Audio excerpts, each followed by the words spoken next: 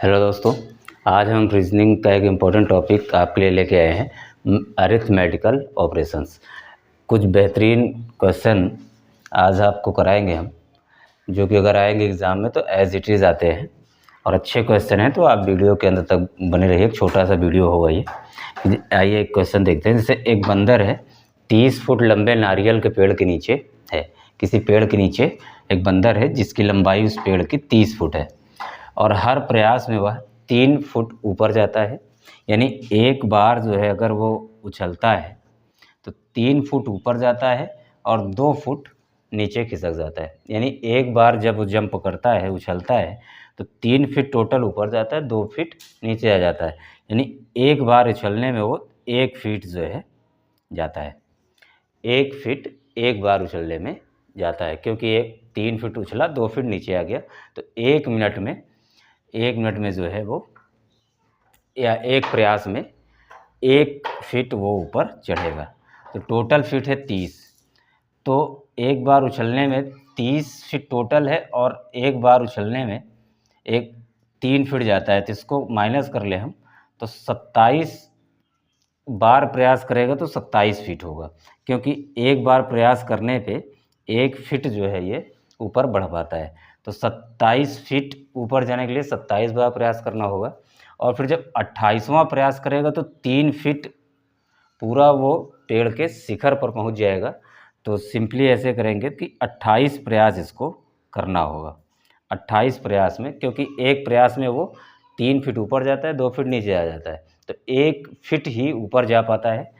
तो 30 फीट जाना है उसको, 30 फीट जाना है। तो 27 एक बार में जितना जंप करता है उसी को इसमें माइनस कर दिया, 27 बार। 27 प्रयास तो करना पड़ेगा, 27 फीट होगा। फिर एक बार और जब जंप करेगा तो वो पेड़ के शिखर तक पहुंच जाएगा। तो इस क्वेश्चन का आंसर जो है होगा वो 28 बार इसको ट्राई करना होगा।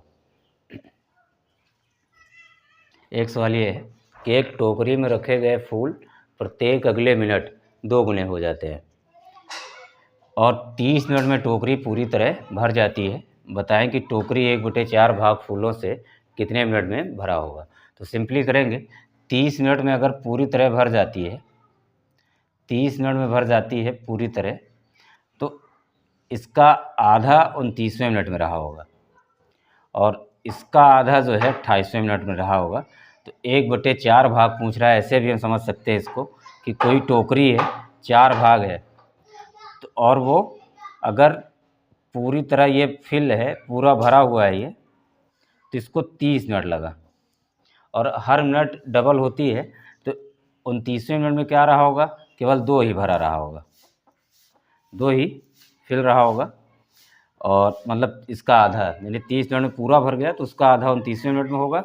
और फिर 28वें मिनट में ये 2 है तो इसका आधा ऐसे होगा। तो 1/4 है, तो 1/4 भरने में इसको 28 मिनट लगेगा। 30 मिनट में पूरा फिल हो गया तो 29वें मिनट में आधा रहा होगा, क्योंकि हर अगले मिनट 2 गुना हो जाता है। तो 29वें मिनट इसका आधा होगा, पूरे का आधा होगा, फिर इसका आधा जो है 28वें मिनट में रहा होगा। तो 28 मिनट में वो 1/4 भरा होगा। तो इस सवाल को हम ऐसे कर सकते हैं। एक क्वेश्चन ये है कि कछुआ 4 घंटे में 1 किलोमीटर चलता है। यानी 4 घंटे जब होता है तो 1 किलोमीटर वो जाता है। एक कछुआ 4 घंटे में 1 किलोमीटर चलता है और प्रत्येक किलोमीटर के बाद 20 मिनट वो रेस्ट भी करता है। यानी 1 किलोमीटर गया तो उसको 4 घंटे लगे, फिर 20 मिनट, 4 घंटे लगे और 20 मिनट आराम करता है। फिर 1 किलोमीटर जाता है, फिर 4 घंटे लगेंगे, फिर 20 मिनट का जो है विश्राम करेगा। एक कछुआ 4 घंटे में 1 किलोमीटर चलता है, प्रत्येक किलोमीटर के बाद 20 मिनट विश्राम करता है। 1 किलोमीटर जाने के बाद 20 मिनट आराम करता है और 1 किलोमीटर जाने में उसको 4 घंटे लगते हैं। तो 1 किलोमीटर जाने में 4 घंटे लग रहे हैं, पर 20 मिनट आराम कर रहा है। फिर 1 किलोमीटर जाएगा, 4 घंटे लगेंगे, फिर 20 मिनट आराम करेगा। उसके बाद फिर 1 किलोमीटर जाएगा तो 4 घंटे लगेंगे, फिर 20 मिनट आराम करेगा। 3 किलोमीटर हो गया, 1 2 3 किलोमीटर हो गया। और अगला जो है आधे किलोमीटर जाने में उसको 2 घंटे और लगेंगे, प्लस 2 घंटे लगेंगे आधे किलोमीटर जाने में। तो 4 4 8 4 12 घंटे तो ये हो गए, प्लस 20 मिनट 3 बार 20 मिनट आराम किया तो 1 घंटा ये हो गया, 20 3 60, 60 मिनट में 1 घंटे, तो 1 घंटे वो और प्लस 2 घंटे ये, तो टोटल उसको 2 1 3 2 5 यानी 15 घंटे जो है उसको 3.5 किलोमीटर दूरी तय करने में उसको 15 घंटे का समय लगेगा। 1 किलोमीटर गया 4 घंटे लगा, फिर 20 मिनट आराम किया, फिर 1 किलोमीटर गया 4 घंटे लगा, 20 मिनट आराम किया, फिर 1 किलोमीटर 20 मिनट आराम, तो 4 4 8 4 12 घंटे और 20 40 60 12 1 13 घंटे और प्लस ये आधे किलोमीटर जाने में 2 घंटे उसको और लगेंगे, 13 2 15 घंटे उसको टोटल लगेगा।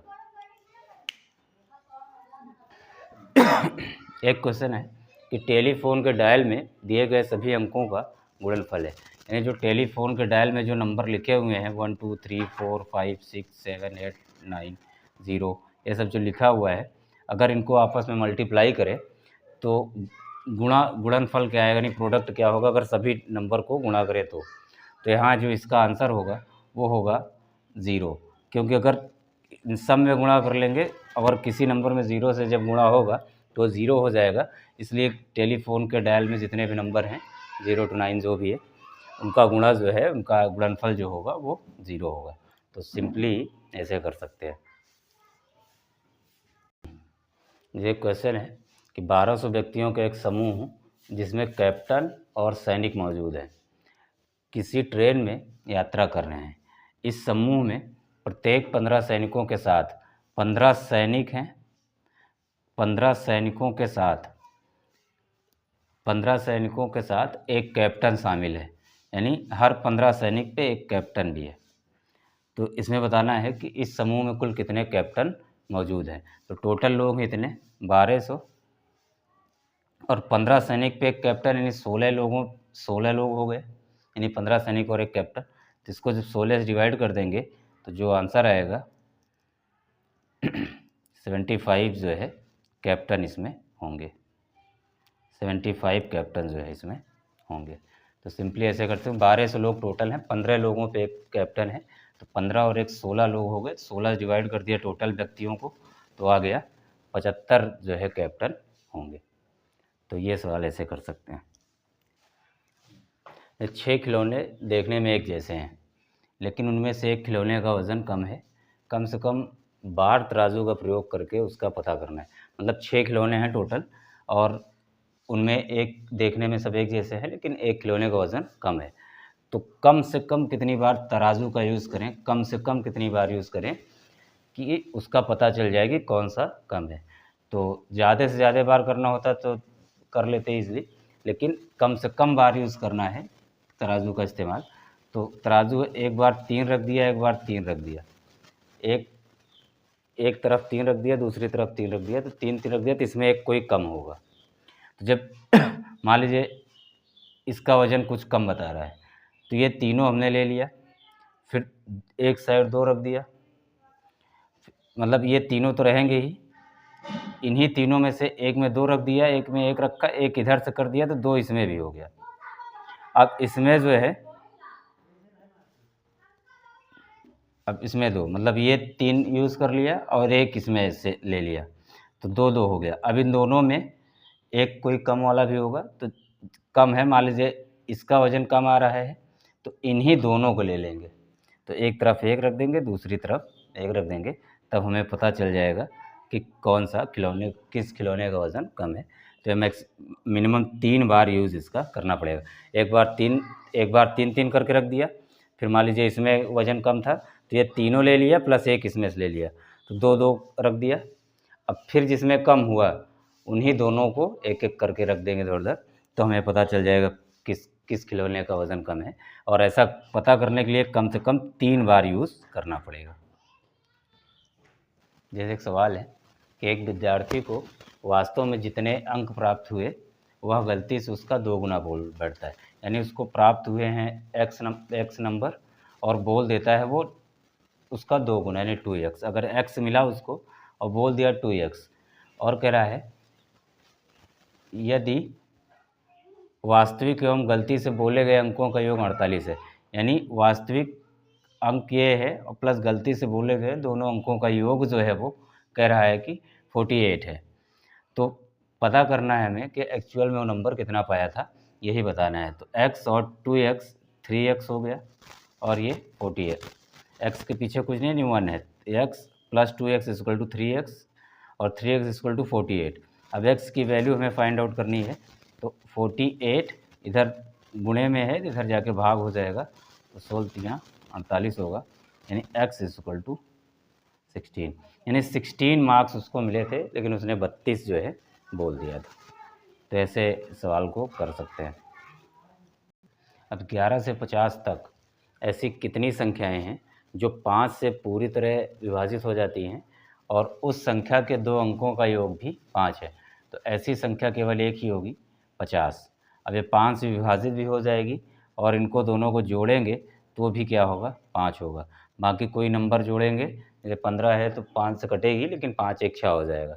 ऐसे ही केवल एक ही नंबर है 11 से 50 के बीच, वो है 50, जो कि 5 से डिवाइड भी हो जाएगा और दोनों को जोड़ने पे 5 होगा भी। यही इस क्वेश्चन में कह रहा है। तो इसका आंसर जो है एक संख्या होगी, केवल एक ही संख्या है ऐसी, वो है 50। अब एक सवाल है कि अगर यदि आप 291 से 300 तक सभी संख्याओं को लिखें तो आप कितनी बार सम संख्याएँ लिखेंगे?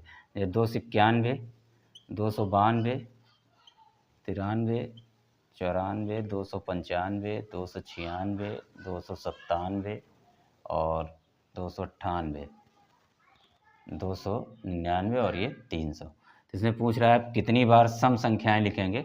तो हम ऐसे ना कर दें कि ये सम संख्या, ये सम संख्या, ये उधर सम संख्या।